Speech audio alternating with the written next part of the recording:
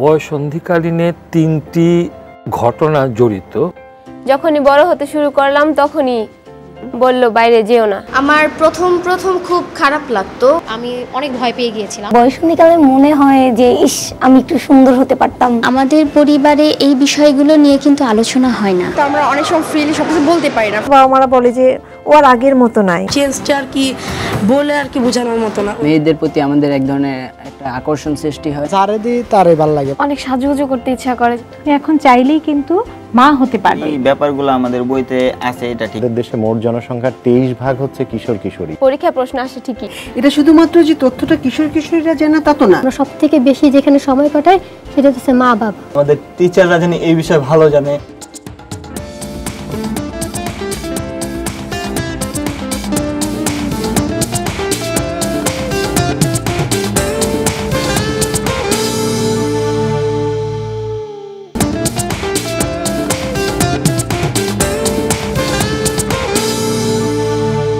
কিভাবে হঠাৎ একজন বেড়ে উঠতে থাকা শিশু জেনে যায় যে সে এখন বড় হয়েছে? তার শরীর মনের পরিবর্তন ছাড়াও তার চারিপাশের জগৎ তাকে অহরহ জানাতে থাকে সে এখন বড় হয়েছে। এই বেড়ে ওঠার সময়কার সমাজ মনস্তাত্ত্বিক প্রকাশটিকে রবীন্দ্রনাথ তার ছুটি গল্পে অসাধারণভাবে তুলে ধরেছেন। হঠাৎ কাপড় চোপড়ের পরিমাণ রক্ষা না করিয়া সে বেমানান রূপে বাড়িয়া ওঠে।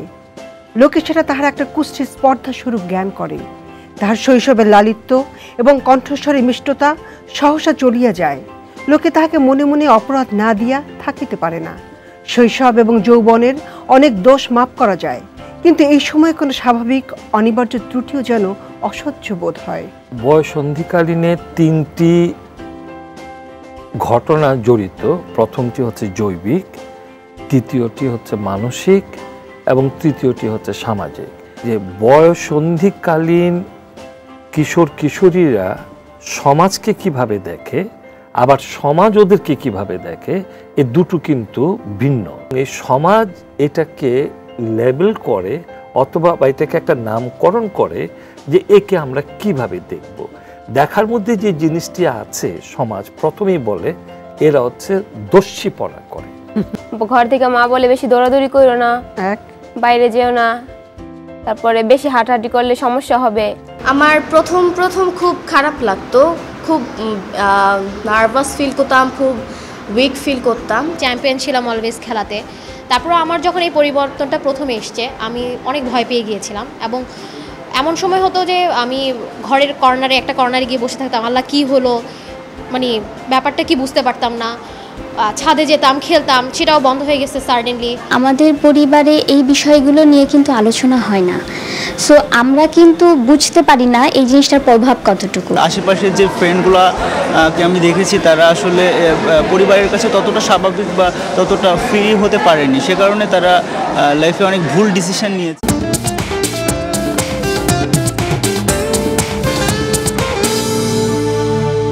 কিশোর কিশোরীরা হঠাৎ করেই প্রস্তুতিহীনভাবে তারা জানতে পারে যে তারা হঠাৎ করে বড় হয়ে গেছে। তাদের শরীরের যে বৃদ্ধি কি করণীয় সে সম্পর্কে তারা জানতে পারে না। এখন তার যে তথ্যের ঘাটতি সে বিকল্প জায়গা থেকে করে এবং কখনো কখনো বিভ্রান্তি করে। মাছ খেলে যেমন গন্ধ হয়, তোমার পিরিয়ডের সময় গন্ধ হতে পারে, এর জন্য মাছ খাবা না।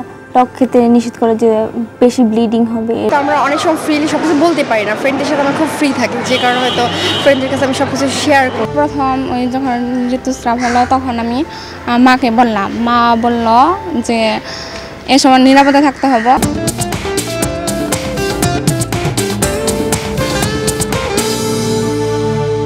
নিজের প্রতি একটা আকর্ষণ তৈরি হয় এবং সবার কাছ থেকে একটু আলাদা থাকতে চায়, যার জন্য বাবা মারা বলে যে ও আর আগের মতো নাই, ও আমাদের সঙ্গে মেশে না, ও একটু একা একা থাকে আর বন্ধু কেন্দ্রিক হয়ে যায়। বন্ধুদের নিয়ে তার একটা আলাদা জগৎ তৈরি হয়। চেঞ্জ আছে ওইটা মনে হইতেছে আমার, কিন্তু চেঞ্জটা আর কি বলে আর কি বোঝানোর মতো না, ওইরকম আর কি। অনেক খারাপ লাগে যখন বাইরে দেখি ছেলেরা খেলতে পারতেছে কিন্তু মেয়েদেরকেই আটকে রাখা হচ্ছে। যেমন আগে যে ছিল শুধুই বন্ধু, তার দিকে হয়তো গিয়ে আমাদের দৃষ্টিভঙ্গি একটু একটু পাল্টানো শুরু করলো, বা ক্লাসের মেয়েটাকে বোধহয় গিয়ে নতুন করে মনে হলো যে বা ও তো সুন্দর লাগতেছে। আমি যে কথাগুলো বলি সেগুলো রাইট, আর আশেপাশে যারা বা আমার বাবা মা যেটা বলছে হয়তো বা সেটা তাদের কথাগুলো কিছু ভুল।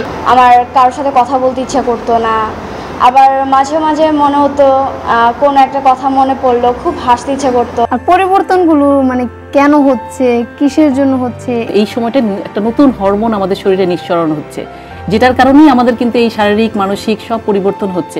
মেয়েদের প্রতি আমাদের এক ধরনের একটা আকর্ষণ সৃষ্টি হয়। তার সামনে যদি আমি নিজেকে একটু হ্যান্ডসাম হিসাবে দেখাইতে পারি, কিংবা তার সামনে যদি আমি নিজেকে একটু উপস্থাপন করতে পারি। অনেক সাজুগুজু করতে ইচ্ছা করে যে না একটু আয়নার সামনে যাই, একটু চুলটা আঁচড়াই, একটু পার্লারে যাই, দেখি আমাকে কিভাবে কিরকম করলে একটু ফেসিয়াল করি, দেখি আমাকে ভালো লাগে কিনা। বিনোদনটা একটু বেশি ভালো লাগে, টিভি হিন্দি সিরিয়ালগুলো একটু বেশি ভালো লাগে। কোন জায়গাটা ভালো লাগে? ভালো লাগে যে যখন হিরো হিরোইন একসাথে কথা বলে বা কোথাও বেড়াতে যায়।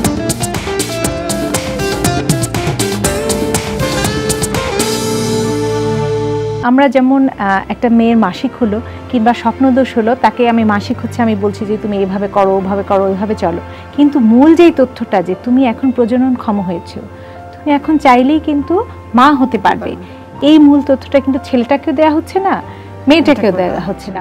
আমরা যখন জিনিসটা জানি না, জিনিসটা ওয়েটা কেমন, আমাদের রাস্তাটা কিভাবে ক্রস করতে হবে, ওটা যদি আমরা না জানি, স্বাভাবিকভাবে আমরা যখন ট্রাফিক রুলসটা যদি আমরা না জানি, তখন কিন্তু আমাদের অ্যাক্সিডেন্ট হওয়ার সম্ভাবনাটা অনেক বেশি থাকে। আরেকজন চাচ্ছে যে ও আমাকে টাচ করুক বা আমি ওকে টাচ করি, এরকম করে আর কি টাচ করার পর দেখা যায় যে একটা নেগেটিভ একটা অ্যান্সার আসছে। মাঝে মধ্যে মনে হচ্ছে যে না, ওকে আজকে সুন্দর লাগতেছে, ওর সাথে যদি একটু মানে কিছু করা যায় তো তো ভালোই। যারে দিই তারে ভালো লাগে, মানে কাউকে দেখলে ভালো লাগে, এটা মানে অনুভব করে। ওদের যে ব্রেন ডেভেলপমেন্টটা এই স্টেজে আসলে কিন্তু আমাদের ইমোশনটা যেটা যে পোর্শনটা নিয়ন্ত্রণ করে আমাদের ব্রেনের, সেটা কিন্তু পুরোপুরি ম্যাচিওর হয় না, যার কারণে কিন্তু ওরা ওই ইমোশনাল ইমব্যালেন্সের একেবারে ক্রিটিক্যাল পর্যায়টায় থাকে।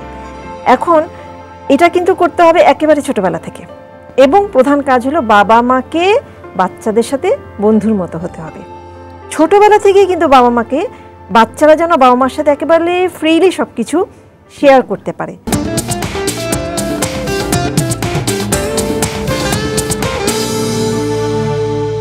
এখন তো বিশেষ করে যদি ছেলের অনেক টাকা থাকে কিংবা বাইরে থাকে, এরকম আর কি মায়েরা, মেয়েদের মায়েরা বিয়ে দিয়ে দেয়। আমাদের চেয়ে মানে আমার বয়স হচ্ছে অনেক ছোট, মেয়েটার বিয়ে হয়েছে।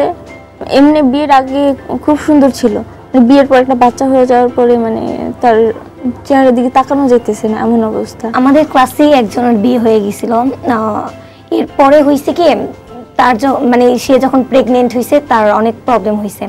তার বয়স ছিল শুধু 15 বছর, তখনই প্রেগনেন্ট হয়ে গেছে। রিসেন্টলি আমার একটা ফ্রেন্ডের বিয়ে হয়েছে, মানে ও ইচ্ছা ছিল না, বাবা জোর করে বিয়ে দিছে। বিয়ে দেওয়ার পরে মানে হাজব্যান্ডের সাথে সম্পর্ক ভালো হয় নাই, তো হাজব্যান্ডের সাথে ডিভোর্স হয়ে গেছে।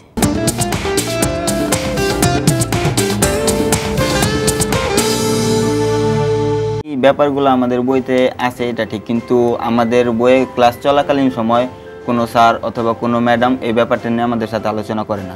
স্কুলে পরীক্ষায় প্রশ্ন আসে ঠিকই, কিন্তু এটা ওইভাবে খোলাখুলি বলা হয় না। হ্যাঁ, এটা শুধুমাত্র যে তথ্যটা কিশোর কিশোরীরা জানে তা তো না, দেখছে তার বাবা মা জানে না, তার দাদা জানেন না, এবং যে সমস্ত জায়গায় যাচ্ছে গোটা একটা মানে পরিবেশগত কোথায় যাবে সেটাও নির্বাচনের ক্ষেত্রেও সেখানে ভুল নির্বাচন হয়ে যাচ্ছে। মা বাবার দিক দিয়ে বেশি, কারণ আমরা সব থেকে বেশি যেখানে সময় কাটাই সেটা হচ্ছে মা বাবা। যেরকম আমাদের টিচাররা জানে এই বিষয়ে ভালো জানে, আমাদের বুঝাইতে পারে। প্রত্যেকটা চ্যানেলে যদি এরকম করে উপস্থাপনায় মানে আমাদের মনের ভাবগুলো প্রকাশ করা হতো তাহলে অনেক ভালো হতো। আমাদের দেশে মোট জনসংখ্যার 23 ভাগ হচ্ছে কিশোর কিশোরী, অর্থাৎ মোট জনসংখ্যার 4 ভাগের 1 ভাগ। এটা একটা বড় অংশ, এবং এই বড় অংশ যদি সত্যিকার অর্থে যদি সঠিক তথ্য না নিয়ে বড় না হয়, তাহলে ভবিষ্যৎ প্রজন্ম এরা যেমন জানবে না, এদের পরবর্তী প্রজন্মও জানবে না। এ জানছে না, তার সন্তানকেও সে জানাতে পারছে না। সো দ্যাট ব্যবস্থাটা এমন করে নিতে হবে যেন আসলে সত্যিকারে তারা জানে। ছোটকাল থেকে যদি ওদের পরিবার থেকে আমরা শিখিয়ে দেই যে এই অঙ্গগুলো তোমাদের প্রাইভেট পার্ট এবং এই অঙ্গগুলো তোমাদের পাবলিক পার্ট, মানে চোখ নাক মুখ এগুলো সবাই দেখতে পাচ্ছে, যেগুলো তোমরা ঢেকে রাখি সেগুলো, এবং সেই অঙ্গগুলোতে কেউ যদি কখনো তোমাকে টাচ করে বা ওই অঙ্গ নিয়ে তোমাকে করতে গিয়েও যদি করে, তাহলে অবশ্যই তুমি তোমার মার সাথে সেটা আলোচনা করো।